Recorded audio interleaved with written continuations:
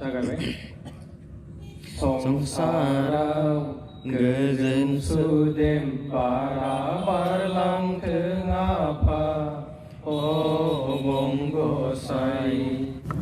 दिनै जिथु 55थि बोसोर जोनोम सान दुलाराय बर' फरायसा जाबाय फालिबाय दा बे बेलायाव नोंथाङा मा बुंगोन?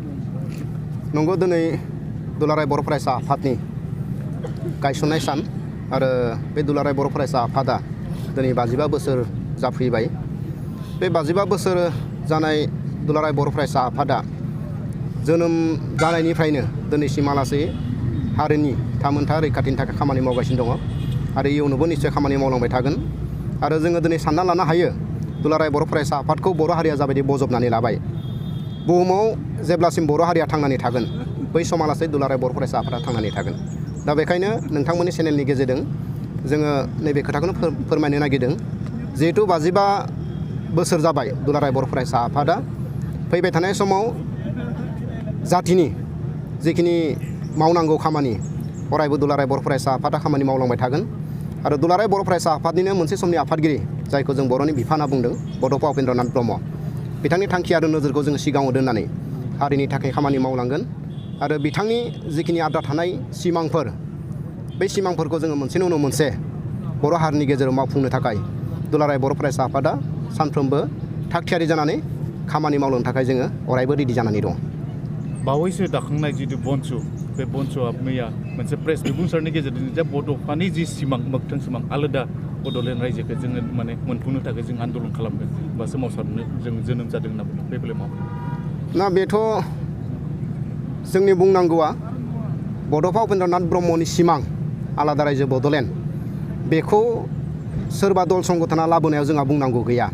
नाथाय साननैसो सिगाङाव जोनोम मोननाय जि बनसु बड' नेशनेल स्टुडेन्ट इउनियन, बे बनसुआ जोनोम जानायनि आन्दोआव जोङो गिबि बाथ्रा हिसाबै जोङो नुबाय जे बेयो राजखान्थि हान्जाजों दाजानाय मोनसे आफाद। आरो दिनैनिफ्राय 15-20 बोसोर सिगाङाव जेब्ला हाग्रामा महिलारि दैदेननाय BPF सरकारा दङमोन, दिनैनिफ्राय थामथि खेबनि थाखाय जि सोमावसारनाय जादोंमोन दुलाराय बर' फरायसा आफाद आरो बर'नि गुबुन गुबुन दल संगठननि दैदेननायाव, थांनाय 10 बोसोराव जेब्ला सोमावसारनाय जादोंमोन बै सोमावसारनायाव BPF राजखान्थि हान्जाया बड'लेण्ड सोमावसारनाय हान्जाफोरखौ मदद खालामाखैमोन। बरन्स राजा लामायाव जेब्ला जोङो सोमावसारदोंमोन बै समाव जोंखौ बादासो होदोंमोन, जोंखौ लावथि सिबनो थाखाय हाग्रामा महिलारिया गावनो बुंदोंमोन। गतिके दिनै जोङो बुंनो हायो हाग्रामा महिलारिनि नेतृत्वआवनो नैबे बनसु आफादा जोनोम जादों। गतिके बे बनसु आफादा मालाबाबो बड'लेण्ड दाबि खालामनानै संग्राम खालामनो हानाय नङा। खालि बिथांमोना गावबा गावनि लाबालाबनि थाखाय पलिटिकेलि राजखान्थि भाबै बिथांमोना लाब जानो थाखाय बे आफादखौ दादों होननानै जों बुंनो हायो आरो गमामायैनो बिथांमोना हयथ' सोमावसारनो हानाय नङा। दा दिनै बेलायाव बे समाव रायजो राजाफोरनि थाखाय मा जोङो मेथाइ मोनसे खोनासंगोन। जोङो दुलाराय बर' फरायसा आफादनिफ्राय जोङो बे खोथाखौनो बुंनो नागिरो जे बनसु होननाय जिथु फरायसा आफाद बेयो हारिनि थाखाय खामानि मावनो हागोन होनना जोंहा बिसास गैया। जिहेथु सिगाङाव बिस्सु होननाय मोनसे फरायसा आफाद दादोंमोन, बे बिस्सुनि फरायसा आफादनि गाहाय नेहाथारानो दानि जि गोदान आफाद बनसुनि आफादगिरि जाफैदों।